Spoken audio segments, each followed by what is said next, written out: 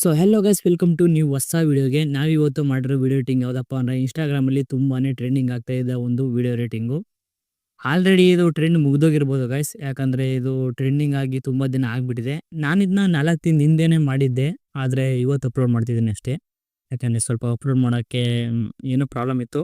Problem ಅಂತಲ್ಲ guys, lazy ಗೊತ್ತಲ್ವಾ, ಅದಕ್ಕೋಸ್ಕರ ಅಪ್ಲೋಡ್ ಮಾಡೋಕ್ಕಾಗಿರಲಿಲ್ಲ. ಸೊ ಇವತ್ತು ಅಪ್ಲೋಡ್ ಮಾಡ್ತಿದ್ದೀನಿ. ವಿಡಿಯೋ ಹೇಗಿದೆ ಅಂತ ನೋಡ್ಕೊಂಡು ಬನ್ನಿ, ಆಮೇಲೆ ಯಾವ ರೀತಿ ಮಾಡ್ಕೊಳ್ಳೋದು ಅಂತ ಸಿಂಪಲ್ ಆಗಿ ಹೇಳ್ಕೊಡ್ತೀನಿ. ಖುಷಿಯಾಗಿದೆ ತುಂಬಾ ಏನು ತುಂಬಾ ಹಾಡು ಮೌನಗಳೇ ಸಾಕ್ಷಿಗಳು, ಇದು ಮುಗಿಯದ ನೆನಪು ವಿರಹಗಳೇ ಗುರುತುಗಳು. ಸೊ ನೋಡಿದ್ರಲ್ವಾ, ಈ ವಿಡಿಯೋ ಮಾಡೋಕ್ಕೆ ನೀವು ಅನ್ಕೋಬಿಟ್ಟಿರ್ತೀರ ತುಂಬ ಕಾಂಪ್ಲಿಕೇಟೆಡ್ ಇದೆ ಇದು ಮಾಡೋಕ್ಕೆ ಜಾಸ್ತಿ ಟೈಮ್ ಹಿಡಿಯುತ್ತೆ ಅಂತ. ಹೌದು ಗೈಸ್, ಟೈಮ್ ಹಿಡಿಯಿತು ನನಗೆ, ಆದರೆ ಯಾಕಂದರೆ 2 ಅವರ್ ಏನೋ ಆಯಿತು ನಾನು ಇದನ್ನ ಮಾಡೋದಕ್ಕೆ. ಯಾಕಂದರೆ ನಾನು ಇದನ್ನ ಒಂಥರ ಹೊಸ್ದಾಗಿ ಯೂನಿಕಾಗಿ ಸ್ವಲ್ಪ ಯೂನಿಕಾಗಿ ಮಾಡಿರೋದು, ಅದಕ್ಕೋಸ್ಕರ ಒಂದು ಸ್ವಲ್ಪ ಜಾಸ್ತಿ ಟೈಮ್ ಆಯಿತು. ನಿಮ್ಗೆ ಅಷ್ಟೆಲ್ಲ ರಿಸ್ಕ್ ಇರಲ್ಲ ಗೈಸ್, ಜಸ್ಟು ಒಂದು ಫೋಟೋ ಹಾಕೋದ್ರೆ ಸಾಕು, ನೀವು ಅದೇ ಆಗ್ಬಿಡ್ಬೇಕು. ಆ ರೀತಿ ಸೆಟ್ ಮಾಡಿ ಬಿಟ್ಟಿದ್ದೀನಿ ಆಲ್ರೆಡಿ. ಸೆಟ್ ಮಾಡಿಬಿಟ್ಟು ನಾನು ನಿಮಗೆ ಲಿಂಕ್ ಕೊಟ್ಟಿದ್ದೀನಿ ಡಿಸ್ಕ್ರಿಪ್ಷನಲ್ಲಿ, ಅದ್ರ ಕ್ಲಿಕ್ ಮಾಡಿಕೊಂಡು ಅದನ್ನ ಪ್ರಾಜೆಕ್ಟ್ ಇಂಪೋರ್ಟ್ ಮಾಡಿಕೊಂಡು ನೀವು ಸಿಂಪಲಾಗಿ ಮಾಡ್ಕೊಳ್ಬೋದು. ಫುಲ್ ಪ್ರಾಜೆಕ್ಟ್ ಅಂತ ಕೊಟ್ಟಿದ್ದೀನಿ ಡಿಸ್ಕ್ರಿಪ್ಷನಲ್ಲಿ, ಅದ್ರ ಮೇಲೆ ಕ್ಲಿಕ್ ಮಾಡ್ಕೊಂಡ್ಮೇಲೆ ಅದನ್ನ ಇಂಪೋರ್ಟ್ ಮಾಡ್ಕೊಂಡ್ಮೇಲೆ ಈ ರೀತಿ ಬರುತ್ತೆ. ಈ ರೀತಿ ಬಂದಮೇಲೆ ಗೈಸ್, ಈ ರೀತಿ ಬಂದಮೇಲೆ ನಿಮ್ಮದು ಫೋಟೋ ಬ್ಯಾಕ್ಗ್ರೌಂಡ್ ರಿಮೂವ್ ಮಾಡ್ಕೊಡ್ಬೇಕು ಗೈಸ್. ಮೊದಲು ನಾನು ಡೈರೆಕ್ಟ್ ಅಲರ್ಟ್ ಮೋಷನ್ಗೆ ಹೊಂಟೋದೆ. ಗೂಗಲ್ಗೆ ಹೋಗಿ ರಿಮೂವ್ BG ಅಂತ ಸರ್ಚ್ ಮಾಡಿ.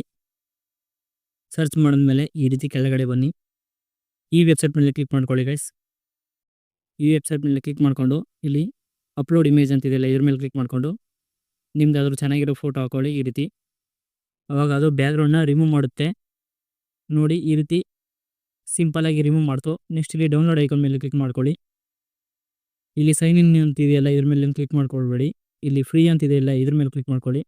ಸೈನ್ ಇನ್ ಏನು ಮಾಡೋ ಅವಶ್ಯಕತೆ ಇಲ್ಲ. ಕ್ಲಿಕ್ ಮಾಡಿದ್ಮೇಲೆ ನೋಡಿ ಡೈರೆಕ್ಟು ನಿಮ್ಮ ಗ್ಯಾಲರಿಗೆ ಡೌನ್ಲೋಡ್ ಆಗುತ್ತೆ ನೋಡಿ. ನೆಕ್ಸ್ಟ್ ಬ್ಯಾಕ್ಗೆ ಬನ್ನಿ. ಬ್ಯಾಕ್ ಬಂದ ನಂತರ ಡೈರೆಕ್ಟ್ ಅಲರ್ಟ್ ಮೋಷನ್ಗೆ ಹೋಗಿ ಪ್ರಾಜೆಕ್ಟ್ ಇಂಪೋರ್ಟ್ ಮಾಡ್ಕೊಂಡಿರ್ತೀರಲ್ಲ, ಈಗ ಪ್ಲಸ್ ಐಕಾನ್ ಮೇಲೆ ಕ್ಲಿಕ್ ಮಾಡಿಕೊಂಡು ಮೀಡಿಯಾ ಮೇಲೆ ಕ್ಲಿಕ್ ಮಾಡ್ಕೊಳ್ಳಿ.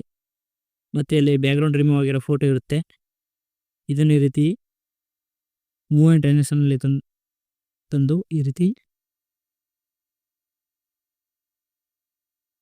ಝೂಮ್ ಮಾಡ್ಕೊಳ್ಳಿ ಸ್ವಲ್ಪ. ನಿಮ್ಗೆ ಎಷ್ಟು ಬೇಕೋ, ಎಷ್ಟು ಪರ್ಫೆಕ್ಟ್ ಅನಿಸುತ್ತೋ, ಎಷ್ಟು ಕಂಫರ್ಟಬಲ್ ಅನಿಸುತ್ತೋ ಅಲ್ಲಿಗೆ ಝೂಮ್ ಮಾಡ್ಕೊಳ್ಳಿ ಗೈಸ್. ಝೂಮ್ ಮಾಡ್ಕೊಂಡ್ಮೇಲೆ ಈ ರೀತಿ ಒಂದು ಸಲ ಪ್ಲೇ ಮಾಡಿ ನೋಡ್ಕೊಳ್ಳಿ. ಸಾರಿ, ಸ್ವಲ್ಪ ಸ್ಪೆಲ್ಲಿಂಗ್ ಮಿಸ್ಟೇಕ್ ಆಗ್ತಿದೆ, ಅಡ್ಜಸ್ಟ್ ಮಾಡ್ಕೊಳ್ಳಿ.